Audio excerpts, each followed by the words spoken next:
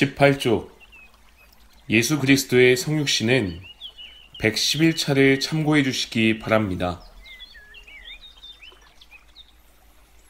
구약 성경 전체에서 두 후손 간의 싸움을 찾을 수 있습니다. 이 부분을 염두에 두고 구약 성경을 읽다 보면 그러므로 우리는 하나님께서 조상들과 맺으신 그 약속을 성취하셨다고 고백하게 됩니다. 이것이 교회가 부르는 승전가입니다.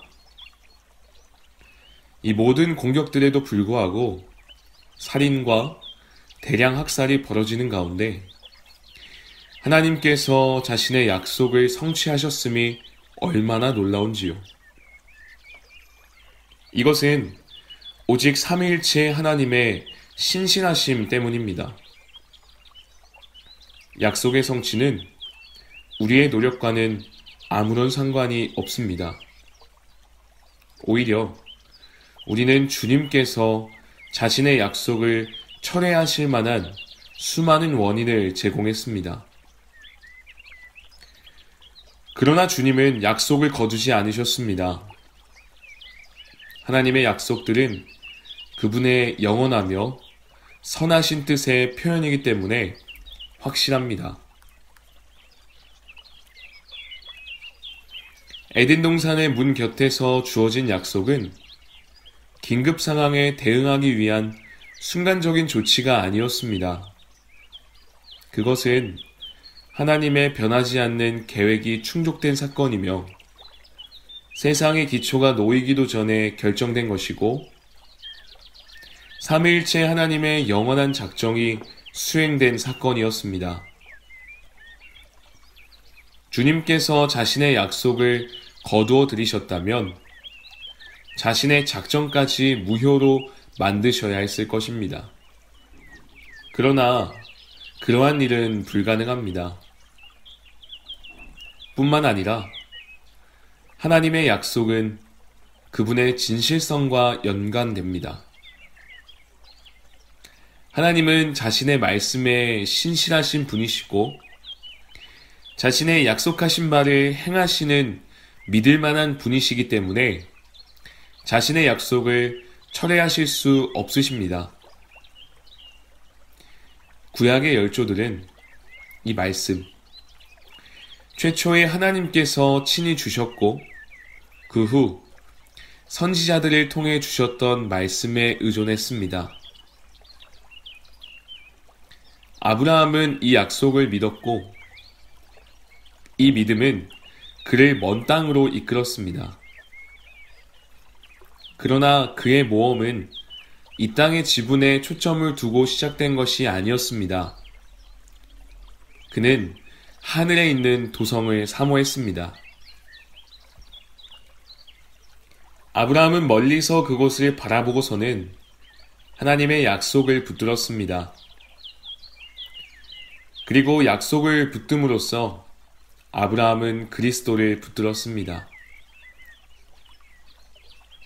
이 예언된 약속의 말씀을 통해 사람들이 새로운 생명으로 부름받았고 죄인들이 거듭났으며 구약 교회가 세워졌습니다.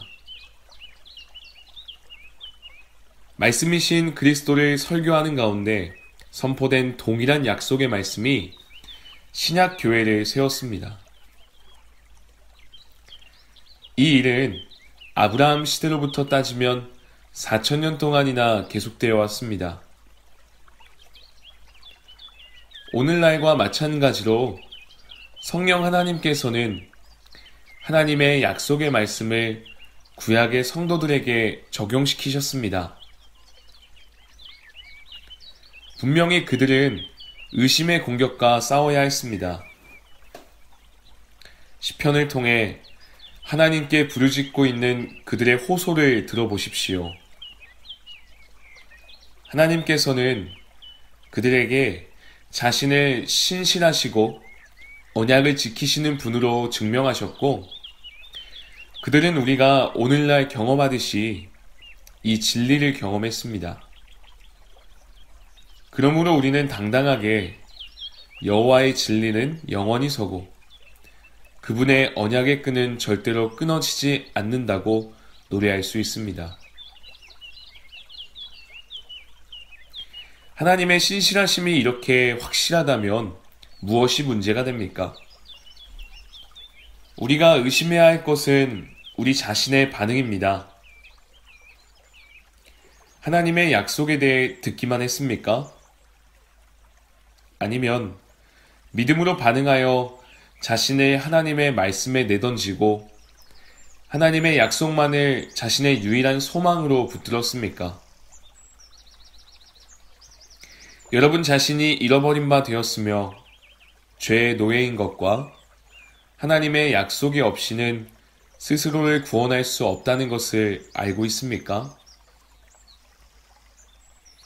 약속된 말씀 자체이신 그리스도 안에서만 우리의 유일한 소망이 있습니다. 이 소망은 확실한 소망입니다. 성부께서 이 약속을 주셨으며 성부께서는 항상 신실하시기 때문입니다. 성부께서는 우리의 구원을 간절히 원하셔서 자신의 유일하신 독생자를 세상에 보내셨고 세상은 악한 손들을 빌어 그분을 십자가에 못 박았습니다. 이는 그분께서 회심하지 않은 택자들의 마음 안에 그분의 사랑을 부어주시기를 오늘날에도 여전히 원하고 계심을 뜻합니다.